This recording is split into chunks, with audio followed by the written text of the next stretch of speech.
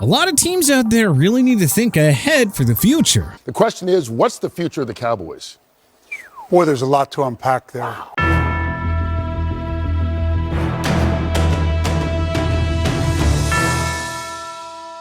Teams generally choose one of three paths. They're either A, all in, B, rebuilding, or C, retooling. Let us dive into 5 NFL teams facing very dark futures heading into 2024, and 5 with the brightest. Dark Dallas Cowboys. It doesn't feel that long ago when rookies Dak Prescott and Ezekiel Elliott powered the Cowboys to 13 wins and the NFC's top seed in 2016. But newsflash, that was a long time ago. Seasons change, but the Cowboys haven't. They have just retained their status as playoff chokers under Prescott, who now carries a horrible 2-5 career postseason record. Die-hard Cowboys fans don't want to admit it, but this team blew its main window of opportunity when it had Prescott, Amari Cooper, Tyron Smith, Leighton Vander Esch, and an his prime Zeke. Prescott has proven that he just can't turn up his game when it matters most. Pending extensions for franchise pillars CeeDee Lamb and Micah Parsons will take a giant chunk out of the Cowboys' salary cap space, thus giving Jerry Jones a good excuse to not be all in.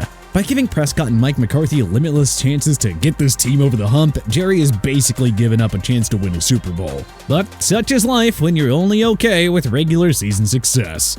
Right, Chicago Bears. It is amazing just how quickly things can change. A year ago, the Bears finished as the worst team in football and traded the first overall pick to the Carolina Panthers. Fast forward to 2024, and the Bears obtained the first overall pick via the Panthers and used it on can't-miss USC quarterback Caleb Williams. The Bears drafted another future superstar in Washington wideout Rome Odunze with the number 9 pick, who will form a dynamic receiving tandem with DJ Moore. Throw in DeAndre Swift, Khalil Herbert, Keenan Allen, and Cole Kmet, and the sky is the limit for the Bears offense. And then on defense, you have 2 stud corners in Jalen Johnson and Tyreek Stevenson. Do-it-all safety Jaquan Brisker is just entering his prime, and 2023 midseason trade acquisition Montez Sweat gives this team its long-term stud pass rusher to build the front 7 around. With Williams, Odunze, Stevenson, and 2023 first-round pick and offensive tackle Darnell Wright on their rookie deals, Bears GM Ryan Poles has a nice long-term cap situation to work with. This team is set up to dominate for the next decade plus, as long as Williams hits a ceiling. And given the elite talent around him, who's to think that Williams won't emerge as a superstar?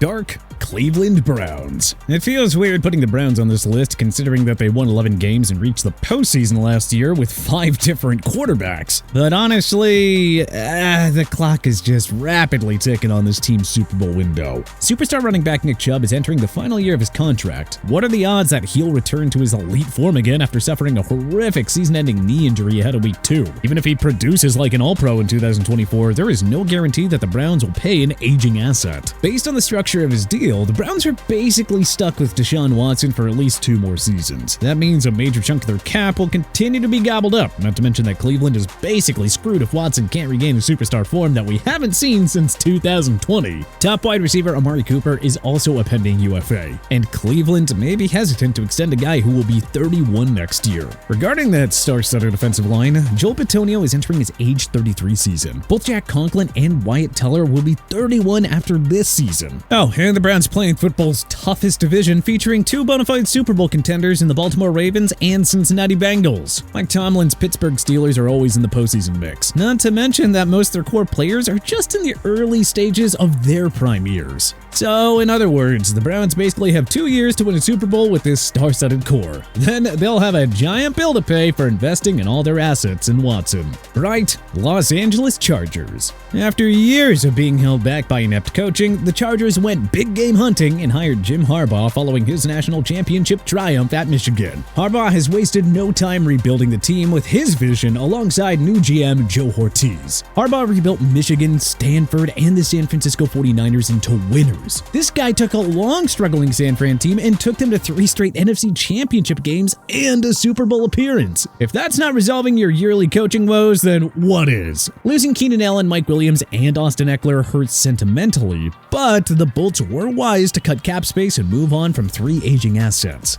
And though it might not be deemed a sexy pick, the Chargers got themselves a future All-Pro offensive tackle in Notre Dame's Joe Alt with the number 5 pick. Oh, and the Chargers have one of the game's elite quarterbacks in Justin Herbert. We know the O-line is in great hands, but this offense will be ready for takeoff once they upgrade the weaponry around Herbert. With a top-tier head coach and quarterback, the Chargers have the two main ingredients for long-term success. Indeed, brighter days are ahead for this fan base. Dark Denver Broncos. After assembling a young core with talent on both sides of the ball, the Broncos pushed all their chips into the middle of the table and completed a blockbuster trade for Russell Wilson. Wilson was supposed to bring the Broncos back to relevance, but it took just 2 years for the team to pull the plug on him. They got 11 wins and 42 touchdown passes out of that massive investment, which, by the way, came with an $85 million dead money charge for the next 2 years. The Broncos have a limited talent now thanks to the Wilson trade that gutted their 2022 and 2023 draft capital. The decisions to trade away Jerry Jeudy to Cleveland for pennies and to cut all-pro safety Justin Simmons makes this team even worse than the 8-win group from last year, too. Even if 2024 first-rounder Bo Nix quickly emerges as a quality starting QB in Mile High City,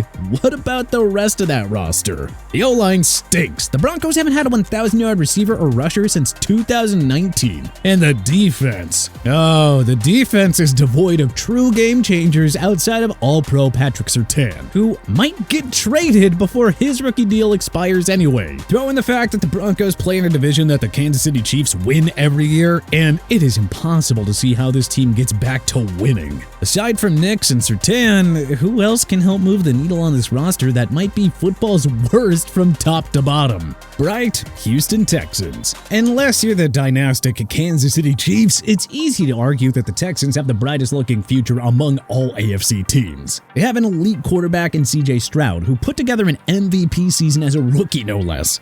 Even if Stephon Diggs is only here for 1 year, Stroud has two dynamic young receivers in Nico Collins, Tank Dell, and a consistent 1,000-yard rusher in Joe Mixon. The Texans also have stability in the front office and at head coach. Nick Caserio is quickly asserting himself as one of the league's best GMs, and D'Amico Ryans would have won Coach of the Year honors as a rookie if not for Kevin Stefanski's heroics with Joe Flacco. Not only is Houston loaded on offense, but their defense has the depth and star power to be football's best within a couple of years. Derek Stingley Jr. is on his way to all-pro cornerback status, and edge rusher Will Anderson Jr. may soon make his case as the league's #1 defensive player. Houston also has a top do-it-all safety in Jalen Petrie to help Stingley in the secondary. Not to mention they added star pass rushers Daniil Hunter and Danico Autry in free agency to bolster their defense. The Texans exceeded expectations last year by winning the AFC South and a wildcard game, and yet the likes of Stroud and Anderson Jr. still haven't hit their ceilings. Houston is nicely set up to dominate over the next decade, and it shouldn't be long until this franchise finally celebrates its first Super Bowl championship. Dark New Orleans Saints. It is very difficult to comprehend what New Orleans is doing. They've missed the postseason 3 years in a row now, yet they're still going all in and keep restructuring veteran players' deals so that the dead money charges can be paid down the road. It doesn't really make a lot of sense. New Orleans is in the mushy middle territory, the worst possible place for an NFL team. They are good enough to make the playoffs, but not quite good enough to compete for a Super Bowl. And because they're not bad enough to tank, that means constantly picking outside of the top 10. So, sure, the Saints might win the NFC South with veterans Derek Carr, Alvin Kamara, Marshawn Lattimore, Cameron Jordan, Tyrann Mathieu, and Demario Davis leading the way. But they do not stand a chance against an NFC heavyweight like the San Francisco 49ers, Detroit Lions, or Philadelphia Eagles in the divisional round. GM Mickey Loomis would be wise to trade as many of his veterans as possible for future assets. Only Chris Olave and first-round pick Talisa Fuaga should be untouchable. Right, Green Bay Packers. The Pack were a giant surprise in year one of the Jordan Love era, qualifying for the playoffs before hammering the Dallas Cowboys on wildcard weekend. Green Bay also nearly stunned the top-seeded 49ers in the divisional round, only losing after Love threw a costly pick with the game in his hands. But hey, the kid's gonna learn from it. Love is just entering his prime now. He has a deep set of young playmakers in Christian Watson, Jaden Reed, Romeo Doubs, Luke Musgrave, and Tucker Kraft. Josh Jacobs and A.J. Dillon have the chance to be football's best rushing tandem in 2024, too. The O-line has two veteran stalwarts, Elton Jenkins and Josh Myers. If 2024 first-round pick Jordan Morgan develops into an above-average starter, well, Love won't have to worry about the quality of his pass protection. The defense has a great mix of veteran stars and young defensive playmakers, including Jair Alexander, Xavier McKinney, Quay Walker, Kenny Clark, Devontae Wyatt, and Rashawn Gary. It feels like the Packers D hasn't hit its ceiling quite yet, but it's still good enough to win a championship. Dark Tampa Bay Buccaneers. The Bucs were a nice surprise with Baker Mayfield last season, winning the NFC South for the third straight year before upsetting Philly on Wild Card Weekend. The improbable run ended with a heartbreaking one-score loss to the Lions in the divisional round, so you can understand as to why GM Jason Light decided to run it back with practically the same core. But Tampa is in a similar boat as NFC South rival New Orleans. They might be able to win a playoff game, but the talent level is not deep enough to realistically go on a Super Bowl run. Franchise pillars Mike Evans and Levante David are on the wrong side of 30. Tampa is basically built to compete for a playoff berth in 2024, but not much else. And Marcus Down is skeptical that Baker will repeat his career year without Dave Canales now. Right, Philadelphia Eagles. Sorry, Eagles haters, but the window did not close with Fletcher Cox and Jason Kelce leaving. GM Howie Roseman just pried it open even further following a near-perfect offseason. Jalen Hurts, Devontae Smith, and A.J. Brown are squarely in their prime. The O-line is still elite with Lane Johnson, Jordan Mailata, and Cam Jurgens leading the way. Oh, and the Eagles just added some running back guy named Saquon Barkley. Oh, and not to mention Dallas Goedert now. The rebuilt defense has future stars in Jalen Carter, Jordan Davis, Quinion Mitchell, and Cooper DeJean. Veterans C.J. Gardner-Johnson, Darius Slay, Brandon Graham, and Bryce Huff headlined the group of proven stars on that side of the ball. The bulk of Philly's top players are in their early to mid-20s, and Nick Sirianni is still a top-tier coach regardless of how last season ended. Add it all up, and the Eagles are well-suited to dominate today, tomorrow, and over the next 5 years. But which other NFL teams are facing dark futures, and which clubs are facing bright ones? Let us know in the comments section below. If you liked this video and learned a thing or two, clicking the like button helps out a ton, and hey, we appreciate it. If this is your first time coming around to TPS though, subscribing is a great idea, because we put out videos like this every single day. But as always, thanks for watching, and we'll see you guys next time.